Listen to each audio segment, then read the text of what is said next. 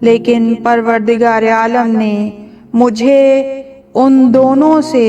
بلکہ مجھ سے پہلے گزری ہوئی تمام خواتین پر فضیلت دی، کیونکہ میں خدا کے چنے ہوئے گھر کے اندر 3 دن تک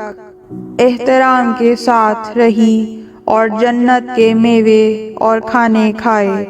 اور جب میں نے چاہا برگزیدہ بیٹے کو لے کر باہر آؤں تو ہاتف غیبی نے مجھ سے پکار کر کہا کہ اے فاطمہ، اس بزرگ و برتر بیٹے کا نام علی رکھنا، کیونکہ میں خدائے علی و اعلیٰ ہوں۔ میں نے اسے اپنی قدرت عزت و جلال سے پیدا کیا ہے اور اپنی عدالت کا کامل حصہ اسے بخشا ہے۔